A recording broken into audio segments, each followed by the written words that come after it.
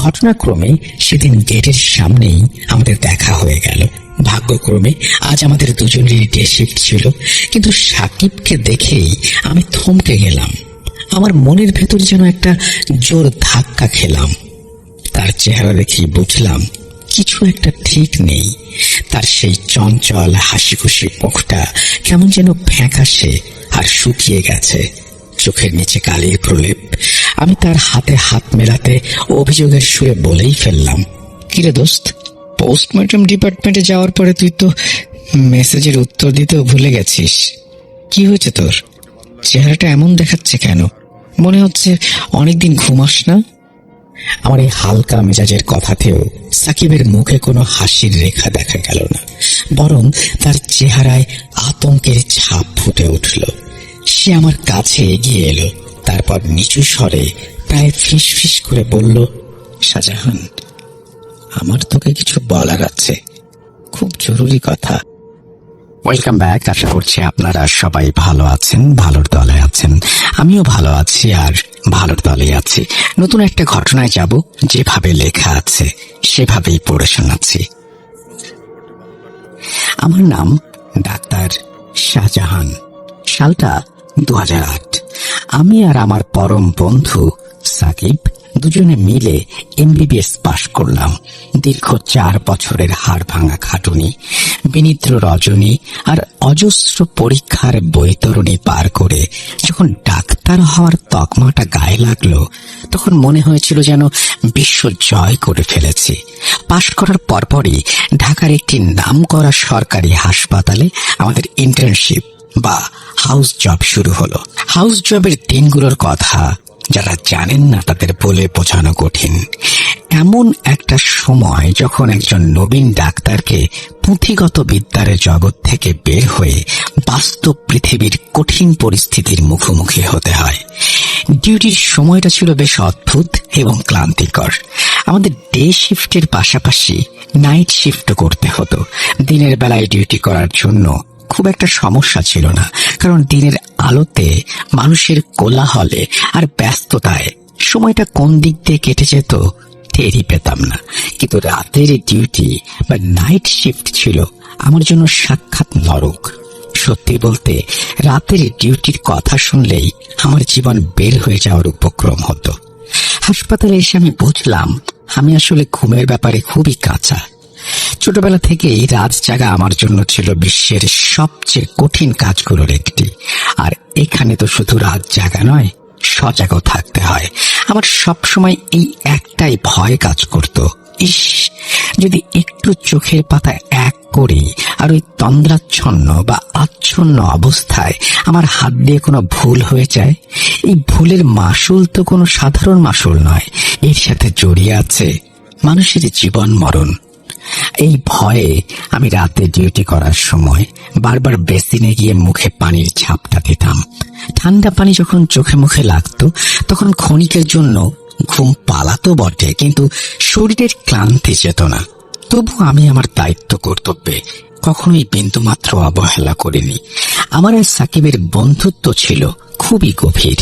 আমাদের সবসময় চেষ্টা থাকতো যেন ডিউটির শিফটগুলো একসাথে পড়ে। একসাথে ডিউটি হলে কাজের চাপটাকে আর চাপ মনে হতো না, গল্পের ছলে কাজ হয়ে যেত। কিন্তু সরকারি হাসপাতালের রোস্টার তো আর আমাদের ইচ্ছে মতো চলে না, এটা আমাদের হাতে ছিল না। প্রথম 1 মাস আমাদের ভাগ্য বেশ ভালোই ছিল বলতে হবে। আমরা দুজনেই জেনারেল মেডিসিন ডিপার্টমেন্টে একসাথে কাজ করলাম। সেই দিনগুলো ছিল বেশ আনন্দদায়ক, কিন্তু 1 মাস পর আমাদের ডিপার্টমেন্ট আলাদা হয়ে গেল। আমার ডিউটি পড়ল ইমার্জেন্সি বা জরুরি বিভাগে, আর সাকিবকে পাঠিয়ে দেয়া হলো ফরেনসিক মেডিসিন বিভাগে।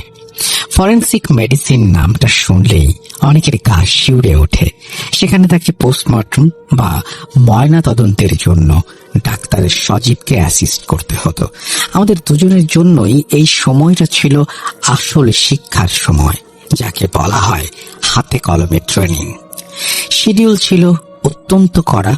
পোস্টমর্টম সেকশন সাধারণ মানুষের জন্য সবসময় এক ভীতি জাগা নিয়ে জায়গা, কারণ এটি এমন একটি স্থান যেখানে মানুষ মৃত্যুর মুখোমুখি হয়। যেখানে জীবনের চঞ্চলতা থেমে গিয়ে এক নিথর নীরবতা বিরাজ করে। মৃত্যু আর তার সাথে জড়িয়ে থাকা রূঢ় বাস্তবতার সামনাসামনি হওয়ার নামই পোস্টমর্টম। কিন্তু আমরা তো ডাক্তার, এমবিবিএস ডিগ্রিটা তো আর একদিনে পাইনি। অনেক ধাপে ধাপে লাশের কাটা ছেঁড়া দেখেই আমাদের মনটাকে শক্ত করতে হয়েছে। তাই সাধারণ মানুষের মতো কোনো লাশ দেখে আমাদের মনে ভয় বা আতঙ্ক তৈরি হয় না। ওটা আমাদের কাজ, একটা শিক্ষার মাধ্যম মাত্র। পোস্টমর্টম সেকশনটা ছিল হাসপাতালের একদম পেছনের দিকে, একটু নির্জন এলাকায়, আর আমার ইমার্জেন্সি সেকশন ছিল মেইন গেটের একদম কাছে, করিডোরের শুরুতেই। দুই ডিপার্টমেন্টের মধ্যে হাঁটা পথে অন্তত 10 মিনিটের দূরত্ব। আমাদের শিফট আলাদা হয়ে গিয়েছিল, দূরত্বও বেড়েছিল, তবু আমরা ঠিক করেছিলাম যে দুপুরের লাঞ্চটা আমরা একসাথে করব। সারাদিন যাই হোক ওইটুকু সময় আমরা নিজেদের জন্য রাখবো। কিন্তু কপাল মন্দ হলে যা হয় আর কি। যেদিন থেকে সাকিবের ডিউটি ওই পোস্টমর্টম সেকশনে পড়লো, সেদিন থেকে টানা 3-4 দিন আমাদের দেখাই হলো না। কারণ তার যখন নাইট শিফট চলছিল, আমার চলছিল ডে শিফট। সময়ের এই উলট পালট হিসেব কিছুতেই মিলছিল না। শুরুর দিকে আমাদের মধ্যে মেসেজ আদান প্রদান হতো, খোঁজ খবর নেওয়া হতো, কিন্তু গত 2 দিন ধরে সাকিবের কাছ থেকে কোনো মেসেজও আসছিল না। আমি কাজের চাপে এতটাই ব্যস্ত হয়ে পড়েছিলাম যে ফোন হাতে নেওয়ারও সময় পাচ্ছিলাম না। আসলে প্র্যাকটিক্যাল লাইফ বা বাস্তব জীবনটা বড়ই অদ্ভুত। এখানে বন্ধুত্বের আবেগের চেয়ে ক্যারিয়ার বা ভবিষ্যতের চিন্তাটা অনেক বেশি গুরুত্বপূর্ণ হয়ে দাঁড়ায়। ঘটনাক্রমে সেদিন গেটের সামনেই আমাদের দেখা হয়ে গেল।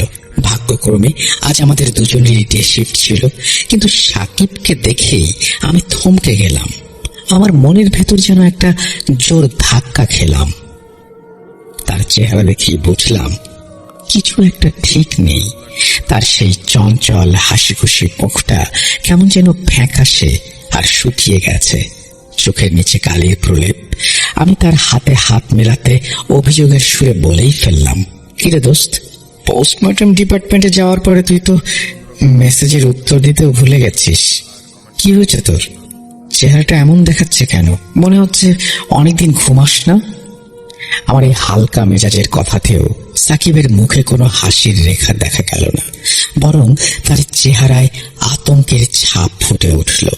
সে আমার কাছে এগিয়ে এলো, তারপর নিচু স্বরে প্রায় ফিস ফিস করে বলল, শাহজাহান, আমার তোকে কিছু বলার আছে, খুব জরুরি কথা। তার বলার ভঙ্গিটা এতটাই রহস্যময় আর সিরিয়াস ছিল যে আমার মনে খটকা লাগলো। আমি ভাবলাম, সাকিব আবার কোনো ঝামেলায় পড়ল না তো? আমি কিছুটা চিন্তিত হয়ে আমার হাতের ঘড়িটার দিকে তাকালাম। আমাদের ডিউটি শুরু হওয়ার সময় হয়ে গেছে, হাতে একদমই সময় নেই। এখন দাঁড়িয়ে কথা বলার পরিস্থিতিও নেই। আমার মনের অবস্থা বুঝতে পেরে হয়তো সাকিব বলল, এখন থাক, আমি তোকে মেসেজে সব বিস্তারিত বলবো, তুই সময় করে শুনে নিস। আমি মাথা নেড়ে সায় দিয়ে সেখান থেকে চলে গেলাম। ইমার্জেন্সিতে পৌঁছানোর পর টানা 2 ঘন্টা আমি শ্বাস ফেলার সময় পেলাম না। একের পর এক রোগী, দুর্ঘটনা, চিৎকার চেঁচামেচি, সব মিলিয়ে হুলস্থুল অবস্থা। ফোনটা পকেট থেকে বের করে দেখারও সুযোগ হলো না। অবশেষে যখন একটু বিরতি পেলাম, তখন ক্লান্ত শরীরটা নিয়ে একটু বিশ্রামের জন্য বসলাম। পকেট থেকে ফোনটা বের করতেই দেখি সাকিবের পাঠানো 4টা ভয়েস মেসেজ আর অডিও ক্লিপ জমা হয়ে আছে। সেগুলো তখনই পাঠিয়েছিল যখন গেটে আমাদের দেখা হয়েছিল। আমার কৌতূহল তখন চরমে। আমি দ্রুত হেডফোনটা বের করে কানে লাগালাম এবং মেসেজটা প্লে করলাম। তার মেসেজটা হুবহু আমি তার মতো করেই বলছি। সাকিব বলছে, শাহজাহান, আমি যখন প্রথম দিন এই ডিপার্টমেন্টে আসি, তখন থেকেই এখানকার পরিবেশটা আমার কাছে কেমন অদ্ভুত আর ভারী মনে হচ্ছিল। একটা অজানা আতঙ্ক বা বলা ভালো একটা বুনো ভীতি এই পুরো জায়গাটাকে ঘিরে রেখেছে। হয়তো এর কারণ হলো এখানে বেশিরভাগই খুন হওয়া বা অপমৃত্যুর শিকার হওয়া লাশগুলো আসে। দিনের বেলার শিফটে মানুষের আনাগোনা থাকে, তাই সময়টা কোনোভাবে কেটে যায়। কিন্তু রাতটা এখানে বেশি ভয়ঙ্কর। আমার সাথে একজন হাউস অফিসার আছে, নাম হামিদ। আমরা দুজনেই একটা বিষয় খুব তীব্রভাবে অনুভব করেছি। এখানকার রাতগুলো সাধারণ রাতের মতো নয়। এখানকার রাত অনেক বেশি ভারী, অনেক বেশি নিস্তব্ধ। যেদিন প্রথম আমাদের নাইট ডিউটি পড়ল, আমরা দুজনেই ডিউটি রুমে বসেছিলাম। ডক্টর সজীব সাধারণত পোস্টমর্টমের সময় হলেই আসেন, তার আগে তিনি থাকেন না। আর সেই রাতে আমাদের হাতে কোনো আর্জেন্ট বা জরুরি বডি ছিল না। তাই আমি আর হামিদ বসে বসে কিছু পুরনো পেপার ওয়ার্ক বা নথিপত্রের কাজ করছিলাম। আমাদের ডিউটি রুমের দেয়ালটা সোজা গিয়ে মিশেছে পোস্টমর্টম হলের দেয়ালের সাথে। ডিউটি রুমের বাইরেই একটা বড় অফিস রুম। আমাদের ডিউটি রুম, পোস্টমর্টম হল আর তার ঠিক পাশেই থাকা কোল্ড রুম বা হিমাগারের দরজাগুলো সবই এই অফিস রুমের ভেতরে এসে খোলে। আর এই অফিস রুম থেকে বের হলেই করিডোর, যেখানে একজন গার্ড বসে থাকে। রাতের শিফটে এই মেইন অফিসারের রিসিপশনে থাকেন মুবাশশির সাহেব। তিনি বয়োজ্যেষ্ঠ এবং বেশ গম্ভীর প্রকৃতির মানুষ। ডিউটির শুরুতেই তিনি আমাদের সতর্ক করে দিয়েছিলেন, বলেছিলেন, এখানে বিনা প্রয়োজনে এদিক সেদিক ঘোরাঘুরি করবেন না। আমাদের ডিউটি রুমের দরজাটা ছিল কাঁচের, তাই ভেতর থেকে বাইরের দৃশ্য কিছু দেখা যেত। কাঁচের ভেতর দিয়ে তাকালে সামনেই মুবাশশির সাহেবকে বসে থাকতে দেখা যায়। রাত তখন আনুমানিক 1:30 বা 2টা। আমরা আমাদের কাজে মগ্ন ছিলাম। কাজ করতে করতেই হঠাৎ আমার চোখটা নিজের অজান্তেই সামনে উঠে গেল। দেখলাম মুবাশশির সাহেবের ডেস্কের ঠিক পাশেই একটা মেয়ে দাঁড়িয়ে আছে। আমি মেয়েটির সাইড ভিউ বা এক পাশের অবয়ব দেখতে পাচ্ছিলাম। তার পরনে ছিল ডাক্তারদের মতো সাদা অ্যাপ্রন, আর মাথায় জড়ানো ছিল একটা নীল রঙের ওড়না। মুবাশশির সাহেব তখন টেবিলে মাথা নিচু করে কোনো কাজ করছিলেন, হয়তো কিছু লিখছিলেন। আমার প্রথমে মনে হলো অন্য কোনো ডিপার্টমেন্টের হাউস অফিসার হবে, হয়তো কোনো প্রয়োজনে এসেছে। তাই আমি আর বেশিক্ষণ তাকালাম না, আবার নিজের কাজে মন দিলাম। হামিদ তার কাজে ব্যস্ত ছিল। কিন্তু 10 থেকে 15 মিনিট পর আবার চোখ আমার সামনে গেল। দেখি মেয়েটা ওখান থেকে হেঁটে চলে যাচ্ছে। তার মাথার ওড়নাটা এমন ভাবে জড়ানো ছিল, তার মুখটা আমি দেখতে পেলাম না। ওড়নার আড়ালে মুখটা ঢাকা পড়েছিল। এটাই ছিল প্রথমবার যখন আমি মেয়েটাকে দেখি। এরপর আমি সেই মেয়েটাকে আবার দেখলাম কোল্ড রুমের ভেতরে। সাকিবের প্রথম ভয়েস মেসেজটা এই বাক্যেই শেষ হয়ে গেল। আমি কিছুটা অবাক হলাম। সাকিব কি তবে হ্যালুসিনেশনে ভুগছে? আমি তো জানি সাকিব এমন ছেলে নয় যে অকারণে এসব নিয়ে মাথা ঘামাবে। আমার মনের ভেতরে কৌতূহল আরো বেড়ে গেল। আমি দেরি না করে সাথে সাথেই দ্বিতীয় মেসেজটা প্লে করলাম। দ্বিতীয় মেসেজে সাকিব বলছিল, সেদিন রাত 2:30টার দিকে আমাদের কাছে একটা কল এলো। জানানো হলো যে 15 থেকে 20 মিনিটের মধ্যে একটা ডেড বডি আসছে। আমাদের সেটা রিসিভ করতে হবে এবং পোস্টমর্টমের জন্য তৈরি রাখতে হবে। আজ রাতেই বডিটার অটোপসি হবে। খবরটা পাওয়ার পর আমি আর হামিদ ঠিক সময়ে বাইরে এসে দাঁড়ালাম। হাসপাতালের নিস্তব্ধ চত্বরে তখন ঝিঁঝি পোকার ডাক ছাড়া আর কোনো শব্দ নেই। কিছুক্ষণ পরেই একটা অ্যাম্বুলেন্স এসে থামল, সাথে পুলিশের ভ্যান। পুলিশি ঝামেলা আর কাগজের ঝামেলা শেষ করে আমরা বডিটা রিসিভ করলাম। নিয়ম অনুযায়ী প্রথমেই আমরা বডিটাকে কোল্ড রুমে শিফট করলাম। কোল্ড রুমের গঠনটা একটু অদ্ভুত। এর একটা মেইন দরজা যেমন অফিস রুমের দিকে আছে, তেমনি আর একটা ভেতরে ছোট দরজা সরাসরি পোস্টমর্টম হলের দিকে খোলে। এই ব্যবস্থাটা রাখা হয়েছে যাতে বডিকে ময়নাতদন্তের জন্য সহজেই ভেতর দিয়ে আনা নেওয়া করা যায়।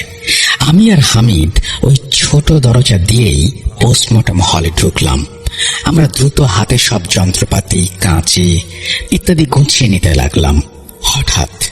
হঠাৎ করে আমার মনে হলো কোল্ড রুমের ওই ভেতরের দরজাটা খুলে গেল। আমি চমকে উঠলাম। ভাবলাম হয়তো তাড়াহুড়োয় আমি দরজাটা ভালো করে লাগাইনি। হামিদ তখন লিকুইডে যন্ত্রপাতিগুলো ভিজিয়ে রাখছিল। সে আমাকে বলল, সাকিব, দরজাটা ভালো করে লাগিয়ে দাও তো। আমি এগিয়ে গেলাম দরজাটা বন্ধ করার জন্য। দরজার কাছে গিয়ে হাতলটা ধরতেই আমার চোখ চলে গেল কোল্ড রুমের ভেতরে। আমি যা দেখলাম তাতে আমার রক্ত হিম হয়ে গেল। ভেতরে সেই মেয়েটি, হ্যাঁ, সেই একই মেয়ে যার পরনে সাদা অ্যাপ্রন আর মাথায় সেই নীল ওড়না। সে পিঠ ঘুরিয়ে দাঁড়িয়ে আছে। আমি এক পলকেই তাকে চিনে ফেললাম। তার সেই নীল ওড়নাটা কোল্ড রুমের আবছা আলোতেও স্পষ্ট বোঝা যাচ্ছিল। আমার মনে হলো সে নিশ্চয়ই অফিস রুমের মেইন দরজা দিয়ে ভেতরে ঢুকেছে। কিন্তু সে এখানে কি করছে এত রাতে? এই কোল্ড রুমের ভেতরে একটা মেয়ে কি করতে পারে? আমি নিজেকে সান্ত্বনা দিলাম এই ভেবেছে সে হয়তো কোনো হাউস অফিসার মুবাশশির সাহেবের অনুমতি নিয়েই এই কাজে এসেছে। আমাদের এই কোল্ড রুমে নারী পুরুষ সবার লাশই রাখা হয়। হয়তো সে কোনো বিশেষ কেস দেখতে এসেছে। আমি দরজাটা আবার বন্ধ করে দিলাম। ঠিক সেই মুহূর্তেই হামিদের একটা অস্ফুট চিৎকার শুনলাম। তাকে দেখি তার হাতে বেশ খানিকটা গভীরভাবে কেটে গেছে, রক্ত বের হচ্ছে। আমি তাড়াতাড়ি তাকে ডিউটি রুমে নিয়ে এলাম। এমনিতেও আমাদের সব সেট আপ করা হয়ে গিয়েছিল। আমি যখন হামিদের হাতে ড্রেসিং করে দিচ্ছিলাম, ব্যান্ডেজ বাঁধছিলাম, তখন হঠাৎ আবার আমার চোখ গেল বাইরের দিকে। আবারও সেই মেয়েটি। এবার সে মুবাশশির সাহেবের ডেস্কের সামনে গিয়ে দাঁড়িয়ে আছে।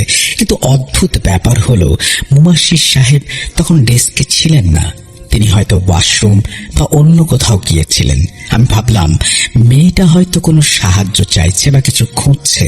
এই ভেবে আমি হামিদকে বসিয়ে রেখে উঠে বাইরে এলাম। কিন্তু বাইরে আসতেই আমার পিলে চমকে গেল। আমি যখন ডিউটি রুমের ভেতর থেকে দেখছিলাম সে ওখানেই ছিল, কিন্তু আমি যখন দরজা খুলে বাইরে পা রেখেছি সে আর ওখানে নেই। চোখের পলকে সে ওখান থেকে সরে অফিস রুমের দরজা দিয়ে বেরিয়ে যাচ্ছে। আমার মাথায় কিছুতেই ঢুকছিল না এত কম সময়ের মধ্যে একটা মানুষ কিভাবে এত দ্রুত এক জায়গা থেকে আর এক জায়গায় যেতে পারে। আমি হতভম্ব হয়ে তাকিয়েছিলাম। তখনই ভেতর থেকে হামিদ আতঙ্কিত মুখ করে বেরিয়ে এলো। সে বলল, সাকিব, পোস্টমর্টম হলের ভেতর থেকে কেমন একটা অদ্ভুত শব্দ আসছে। মনে হচ্ছে ভেতরে কেউ হাঁটাহাঁটি করছে। আমি প্রথমে তার কথাটাকে পাত্তা দেইনি। ভাবলাম এই জায়গায় হয়তো ইঁদুর বিড়ালের অনেক উৎপাত। তাছাড়া আমার মাথা তখনও ওই মেয়েটার চিন্তায় আচ্ছন্ন ছিল। ডক্টর সজীব আসার সময় হয়ে গেছে, আমাদের কাজও শেষ করতে হবে। আমি হামিদকে বললাম, বাদ দাও সব, মনের ভুল, চলো কাজ শেষ করি। আমরা কথা বলতে বলতে পোস্টমর্টম হলে ঢুকলাম। কিন্তু ভেতরে ঢুকেই আমরা দুজনেই স্তম্ভিত হয়ে গেলাম। আমরা যেভাবে সবকিছু গুছিয়ে রেখে গিয়েছিলাম, কক্ষের অবস্থা একদমই তেমন ছিল না। আমাদের সাজানো যন্ত্রপাতিগুলো সব এলোমেলো হয়ে ছড়িয়ে ছিটিয়ে পড়ে আছে। ট্রলিটা একটু সরে গেছে। হামিদের মুখ ভয়ে সাদা হয়ে গেল। সে তোতলাতে লাগলো, দেখলে, আমি বলেছিলাম না এখানে কেউ ছিল? তুমি আমার কথা বিশ্বাস করনি। আমি নিজেও ভয় পাচ্ছিলাম, কিন্তু সেটা প্রকাশ করলাম না। সাহস সঞ্চয় করে বললাম, আরে ধুর, হয়তো বাতাসের ঝাপটায় হয়েছে, বা আমরাই তাড়াহুড়ো এরকম করে গেছি। তুমি তো একা নও, আমিও তো আছি। চলো, ডক্টর আসার সময় হয়ে গেছে, সব ঠিক করি। আমরা আবার সব গুছিয়ে রাখলাম। ডক্টর সজীব আসতে আর মাত্র 10 মিনিট বাকি। আমরা বডিটাকে কোল্ড রুম থেকে বের করে পোস্টমর্টম টেবিলের ওপরে নিয়ে এলাম। লাশটা ছিল 45 বছর বয়সী এক ব্যক্তির। পুলিশের রিপোর্ট অনুযায়ী তাকে খুন করে আত্মহত্যা বলে চালিয়ে দেওয়ার চেষ্টা করা হয়েছে। আমরা লাশের ইনিশিয়াল এক্সামিনেশন শুরু করলাম। আমি লাশের বিভিন্ন অংশ চেক করে ফাইন্ডিংস গুলো বলছিলাম, আর হামিদ সেগুলো নোট খাতায় টুকে নিচ্ছিল। আমি যেই লাশের গায়ের কাপড়টা সরালাম, ঠিক তখনই কোল্ড রুমের ভেতর থেকে ধড়াম করে একটা শব্দ হলো। মনে হলো কেউ যেন ভারী একটা কিছু ছুঁড়ে মারল। আমরা দুজনেই লাফিয়ে উঠলাম। ভয় আমাদের গ্রাস করছিল, কিন্তু ডিউটি তো ডিউটি, ভয় পেলে কাজ থামানো যাবে না। আমরা বুঝতেই পারছিলাম না কি করব। এরই মধ্যে শুক্রিয়া যে ডক্টর সজীব চলে এলেন। তার উপস্থিতিতে আমরা কিছুটা ভরসা পেলাম। তিনি লাশের ময়নাতদন্ত শুরু করলেন। কেমিক্যাল এক্সামিনেশনের জন্য শরীরের বিভিন্ন নমুনা সংগ্রহ করা হলো। ডক্টর সাহেব নিজে দাঁড়িয়ে থেকে আমাদেরকে দিয়ে সবকিছু কাঁটা ছেঁড়ার কাজ করালেন। পুরো প্রক্রিয়া শেষে তিনি আমাদের বললেন লাশটা সেলাই বা স্টিচ করে দিতে। তিনি বললেন, আমি ডিউটি রুমে আছি, তোমরা সেলাই শেষ করে তারপর আমাকে ডাকবে, আমি এসে চেক করব সব ঠিকঠাক আছে কিনা। এরপর তিনি চলে গেলেন। ল্যাব থেকে লোক কল করা হলো স্যাম্পলগুলো নিয়ে যাওয়ার জন্য। আমি আর হামিদ দ্রুত হাতে সেলাইয়ের কাজ শুরু করলাম। আসলে দ্রুত হাত চালাচ্ছিলাম আমি একাই। হামিদের হাতে ব্যান্ডেজ থাকায় সে খুব একটা সুবিধা করতে পারছিল না, শুধু আমাকে সাহায্য করছিল। লাশের চামড়া বেশ শক্ত ছিল, সেলাই করাটা মোটেও সহজ ছিল না। কাজ করতে করতেই হঠাৎ একটা বিপত্তি ঘটল। আমার সুইটা চামড়ার ভেতর আটকে গিয়ে মাঝখান থেকে মট করে ভেঙে গেল। আমি বিরক্ত হয়ে হামিদকে বললাম, আর একটা নিডল দাও তো, জলদি। আমি দৌড়ে গিয়ে শেলফ বা তাকের উপরে খুঁজতে লাগলো, কিন্তু অবাক করা বিষয় হলো সে বারবার বলতে লাগলো যে সে নিজ হাতে দুটা এক্সট্রা সুই ওখানে প্যাকেট করে রেখেছিল, কিন্তু এখন সেটা সেখানে নেই। তাকটা একদম খালি। আমার হঠাৎ মনে পড়লো আমি যখন হামিদের হাতে ড্রেসিং করছিলাম তখন ডিউটি রুমের ড্রয়ারে কিছু সূচ দেখেছিলাম। আমি হামিদকে বললাম, হামিদ ডিউটি রুমের ড্রয়ারে যাও, ওখানে আছে, নিয়ে এসো। হামিদ সাথে সাথেই দৌড়ে বেরিয়ে গেল। হামিদ বেরিয়ে যাওয়ার পর পোস্টমর্টম হলে নেমে এলো এক পিনপতন নীরবতা। এমন নীরবতা যা কানের তালা লাগিয়ে দেয়। আমি লাশের বুকের ওপর থেকে কাপড়টা টেনে ঠিক করে দিলাম এবং ভাঙা সূঁচটা ট্রেতে রাখলাম। আমার চোখ একবার লাশের মুখের দিকে গেল, সাথে সাথেই আমি মুখ ফিরিয়ে নিলাম। ট্রেনিং আর শক্ত মনের বড়াই যতই করি না কেন, গভীর রাতে একটা লাশের সাথে একা দাঁড়িয়ে থাকা যে কতটা অস্বস্তিকর তা বলে বোঝানো যাবে না। হামিদ গেছে প্রায় 2 মিনিট হয়ে গেছে। আমি তাকে ডাক দিলাম, হামিদ কি হলো, সূঁচ পেলে? কিন্তু ওপাশ থেকে কোনো উত্তর এলো না। ঠিক সেই মুহূর্তে আমার মনে হলো কোল্ড রুমের দরজার কাছে কারো পায়ের শব্দ। খস খস করে কেউ হাঁটছে। আমি কাজ থামিয়ে কান খাড়া করলাম। বুকের ধড়ফড়ানিটা বেড়ে গেল দ্বিগুণ। আমি নিজেকে বোঝালাম এই জায়গাটা এমনই, এখানে মস্তিষ্কের ভুল বা হ্যালুসিনেশন হওয়া খুব স্বাভাবিক। নিজেকে ব্যস্ত রাখার জন্য আমি ঘুরে দাঁড়ালাম এবং ট্রেতে রাখা জিনিসগুলো গোছাতে লাগলাম। ঠিক তখনই আমার কানের কাছে নয়, একদম পেছন থেকে একটা শব্দ পেলাম। আমি ঝট করে পেছনে ফিরলাম। লাশটা তো টেবিলের উপর তেমনই পড়ে আছে, কিন্তু লাশের টেবিল থেকে সামান্য দূরে কোল্ড রুমের দরজার ঠিক সামনে দাঁড়িয়ে আছে সেই মেয়েটি, সেই সাদা অ্যাপ্রন, মাথায় সেই নীল ওড়না। আমার শ্বাস প্রশ্বাস বন্ধ হয়ে আসার উপক্রম। এই মেয়েটা কখন ভেতরে ঢুকলো? আমি তো কোনো শব্দ পাইনি। আমি কিছু একটা বলতে চাইলাম, জিজ্ঞেস করতে চাইলাম, কে আপনি, কি চান এখানে? কিন্তু আমার গলা দিয়ে কোনো শব্দ বের হলো না। হঠাৎ মেয়েটা ঘাড়টা আমার দিকে না ঘুরিয়ে উল্টো দিকে মোড় নিল, আর তখনই তার মাথার ওড়নাটা একটু সরে গেল। আমার দৃষ্টি গিয়ে পড়ল তার কপালের এক পাশে, আর যা দেখলাম তাতে আমার শরীরের প্রত্যেকটা লোম দাঁড়িয়ে গেল। আমার রক্ত জমে বরফ হয়ে গেল। দেখলাম তার কপালের এক কোণে বড় বড় করে সেলাই বা স্টিচ দেয়া একটা বিশাল ক্ষত সেখানে হাঁ করে আছে, যা এবড়ো খেবড়ো ভাবে সেলাই করা। আমি সারা রাত ধরে যাকে ডাক্তার বা হাউস অফিসার ভেবে এসেছি, সে আসলে মানুষ নয়, সে একটা লাশ। আমার চোখের সামনেই সে ধোঁয়াশা বা কুয়াশার মতো মিলিয়ে গেল, হাওয়ায় মিলিয়ে গেল তার অস্তিত্ব। এখানেই সাকিবের দ্বিতীয় ভয়েস মেসেজ শেষ। তার এই কথায় আমি বাকরুদ্ধ হয়ে গেলাম। আমার গা ছমছম করতে শুরু করলো। আমি দ্রুত তৃতীয় মেসেজটা ওপেন করলাম। সাকিব বলছিল, শাহজাহান, সেই দৃশ্য আর সেই অনুভূতি এতটাই ভয়ঙ্কর ছিল যে আমি আর নিজেকে ধরে রাখতে পারিনি। আমি ওইখানেই জ্ঞান হারিয়ে ফেলেছিলাম। যখন আমার জ্ঞান ফিরল, দেখি আমি ডিউটি রুমের সোফায় শুয়ে আছি। ডক্টর সজীব আর হামিদ আমার শিয়রে বসে আছে। তাদের চোখে মুখে উদ্বেগের ছাপ। তারা ভেবেছিল একটা লাশের সাথে থাকার কারণে আমি ভয় পেয়ে অজ্ঞান হয়ে গেছি। আমি তাদের কিছুই বললাম না, কাউকে বলা সম্ভবও ছিল না। ডক্টর সাহেব আমাকে একদিনের ছুটি দিয়ে দিলেন। আমি বাসায় চলে এলাম, কিন্তু বাসায় এসেও আমার শান্তি নেই।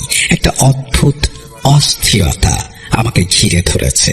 ওই মেয়েটা ওখানে কেন ঘুরছিল, আর আমাকেই বা কেন দেখা দিল? আমি চোখ বন্ধ করলেই সেই ক্ষতবিক্ষত কপাল আর নীল ওড়নাটা ভেসে ওঠে। একদিনের ছুটির পর আমি আবার ডিউটিতে গেলাম।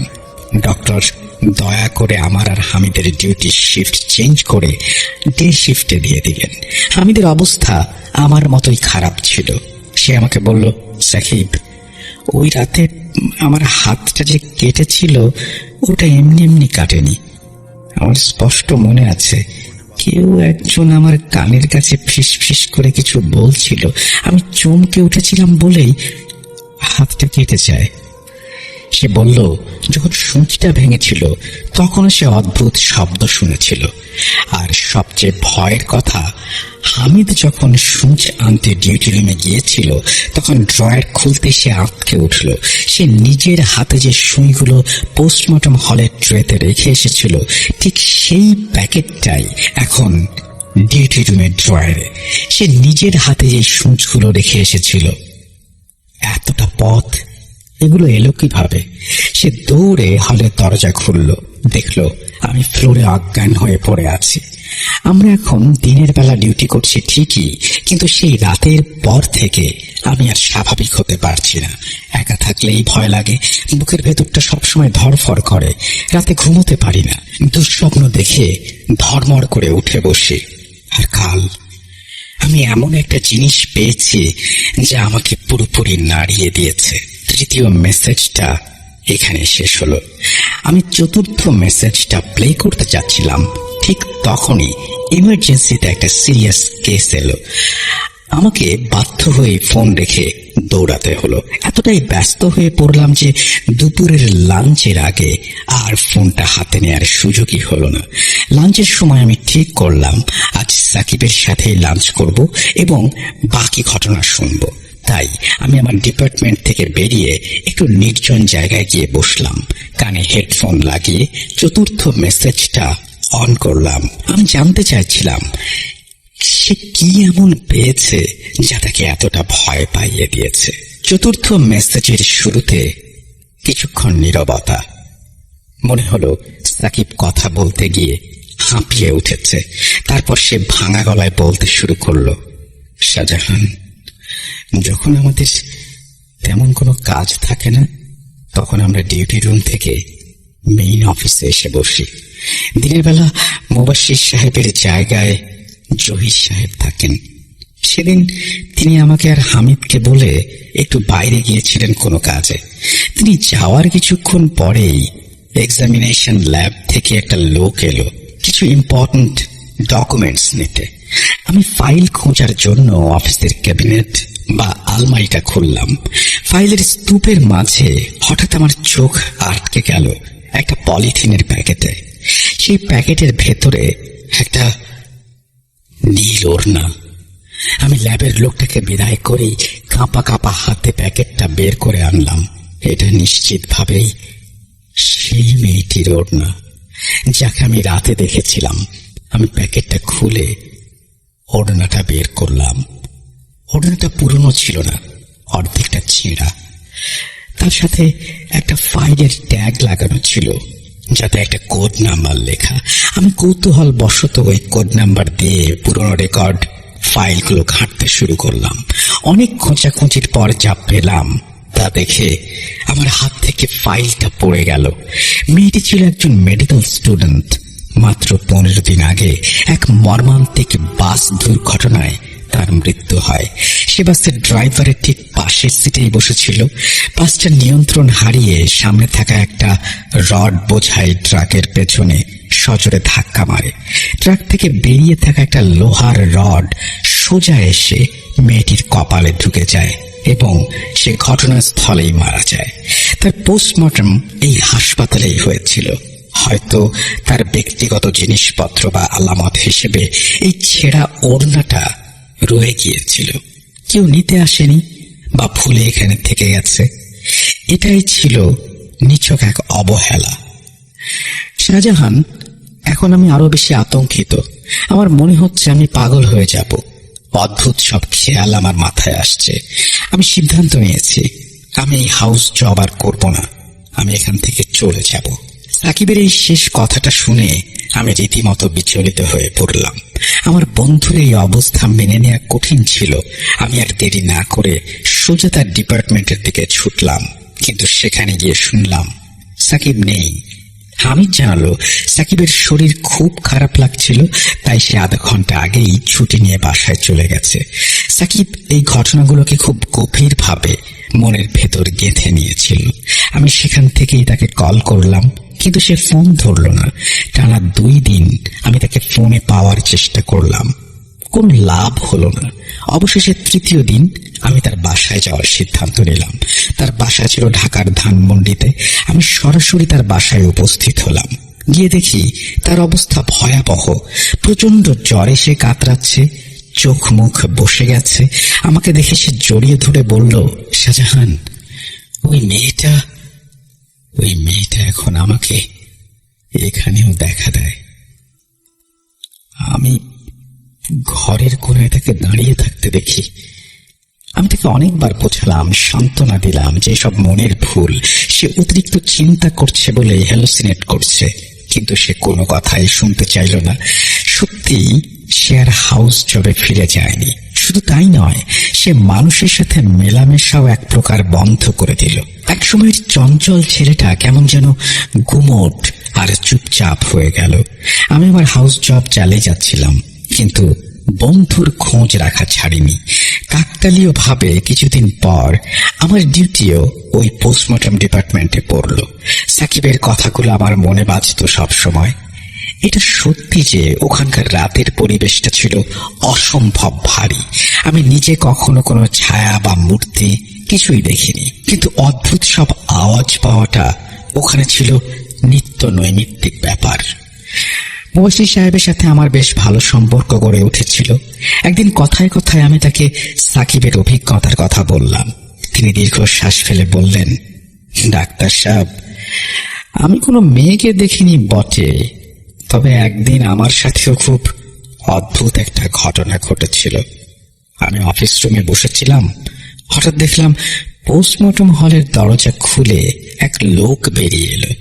তার গায়ে একটা চাদর বা শাল জড়ানো ছিল, যাতে তার পুরো মুখ ঢাকা পড়েছিল। সে খুব দ্রুত পায়ে আমার সামনে দিয়ে হেঁটে বাইরে চলে গেল। আমি অবাক হয়ে তার পিছু নিলাম। ঠিক বাইরে গিয়ে দেখি কেউ নেই। গেটের গার্ডকে জিজ্ঞেস করলাম, সেও বলল কেউ বের হয়নি। এছাড়া মাঝে মাঝে ঝিমুনি এলে মনে হয় কেউ আমার চেয়ারে সজোরে ধাক্কা দিচ্ছে, কখনো বা অস্পষ্ট কান্নার শব্দ বা চিৎকার ভেসে আসে। তবে আমরা এসবের সাথে মানিয়ে নিয়েছি। মন শক্ত না করলে এখানে চাকরি করা সম্ভব নয়।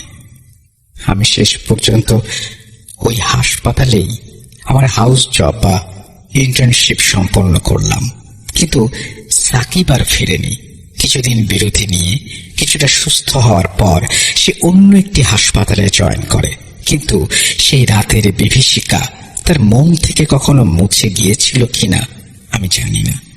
আমি শাহজাহান আজ বিদায় নিচ্ছি। আল্লাহ হাফিজ। প্রিয় লিসেনার্স, আপনাদের জন্য আমি মোহাম্মদ সাবিত আলম এই ঘটনাটি কালেক্ট করেছিলাম। যদি ভালো লেগে থাকে তাহলেই আমার সার্থকতা।